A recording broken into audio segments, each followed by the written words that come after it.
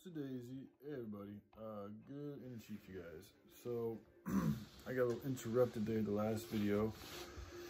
But again, I just wanted to kind of finish off just from my own noggin instead of reading the words I've already wrote, you know, just on rape and stuff like that, you know.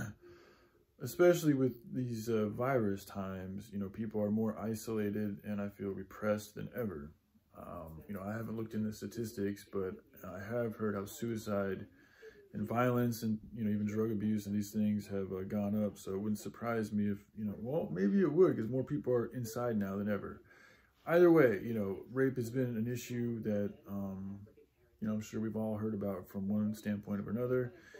And, you know, again, you know, a lot of it I think has to do with, you know, just the way we live our lives, the sexual repression, also pornography, child abuse, the way we're raised, what we're taught, the foods we eat, the movies we watch, all these things I think go into, you know, programming a human being or essentially helping to cultivate a pattern of energy, which we are all made up of. And we all came here with a certain astrological chart or pattern that allows us to be able to be a certain way, a little bit easier than other ways, you know, like we all, like Virgos are, you know, essentially, you know, the quote unquote virgins, and, you know, you have, you know, other signs have their various things. Leos are known for their leadership, you know, So, you know, it's not that we all can't be these things, but just me being a Virgo, you know, allows me to be a little bit more of a, whatever a Virgo is. Now I can also be all these other parts of the chart too. It's just how much of a resonance or relatability you have to these things.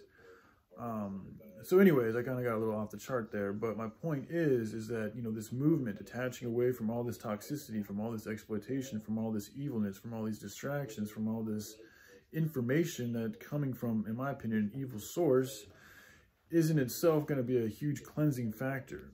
You know, but that's not everything. We still have to go through the motions and deal with all of the programming and the pain and suffering and bullshit and fucking garbage that we've absorbed while living in this, you know, matrix or this evilness. So it's going to take work, man, and there's going to be time, and there's going to be, you know, people, you know, away and around a lot of other people that I haven't met before. And, you know, based on my information of the spiritual community, even amongst, you know, peeps who are, you know, on the righteous path, there's always resistance. A lot of times, you know, the more righteous you get, the more resistance you get too. It's just the way shit seems to work. So, you know, I don't want to be naive and say that this is going to completely, you know, make these type of things not happen anymore at all, because that feels naive.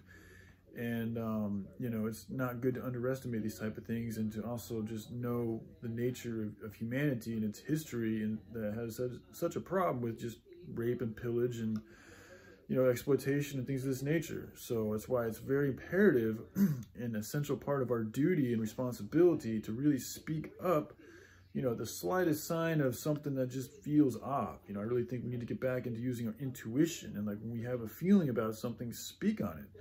Not to say that it's actually true, you know, but there's a reason that we're feeling some ways. So let's at least, you know, articulate ourselves and figure out why this feeling is here in the first place.